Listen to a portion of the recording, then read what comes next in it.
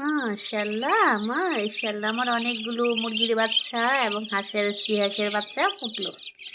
এখানে অনেক সুন্দর লাগতেছে ওদেরকে আমি ব্রুডিং করতেছি। সাইড পাওয়ার একটা লাইট দিয়ে রাখলাম, সাইড পাওয়ার লাইটটা দিয়ে রাখলাম। ওদের তাপমাত্রা সাইড পাওয়ার লাইট দিয়ে হচ্ছে, আমি যা দেখলাম আর কি। গরমকাল তো, যার কারণে হচ্ছে আর কি। এখানে আমার 27টা মুরগির বাচ্চা, হাঁসের বাচ্চা আছে 10টা। তো আমাদের বাড়িতে এলাকাতে আজকে কারেন্ট আসলো আর কি। আজকে তো 30 তারিখ, 30শে এপ্রিল। মোটামুটি 5 দিন কারেন্ট ছিল না, 5 দিন পরে কারেন্ট আসলো। ভাগ্যবশত ভালো, আমার মুরগির বাচ্চাগুলা গতকাল রাত্রেই ফুটলো।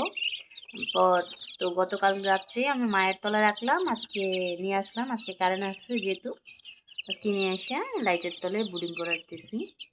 দোয়া করবেন যাতে বাচ্চাগুলো সুস্থ থাকে। এই যে আমি আসলে উপরে ঢাকনাটা একটু সরাই দিয়ে ভিডিও করতেছি, তো যার কারণে ওদের মনে একটু ঠান্ডা লাগতেছে, একদম জট হয়ে গেছে। এখন আবার ঢাকনা দিয়ে দিব, তাহলে ঠিক হয়ে যাবে। আর হাঁসের বাচ্চাগুলো ওদের বয়সে একটু বড়, মুরগির বাচ্চা থেকে হাঁসের বাচ্চাগুলোর বয়স একটু বেশি, যার কারণে হাঁসের বাচ্চাগুলো মাশাআল্লাহ মাশাআল্লাহ। ময়না, কি দেখো তোমরা?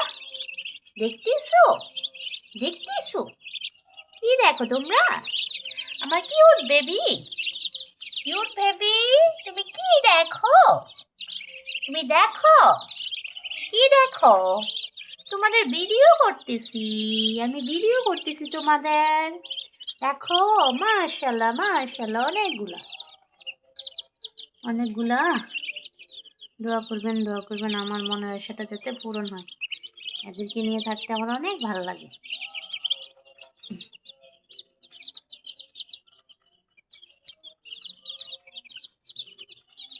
কালকে সিয়াসের বাচ্চাগুলো একজনে নিয়ে যাবে, এগুলো বিক্রি হয়ে গেছে অলরেডি।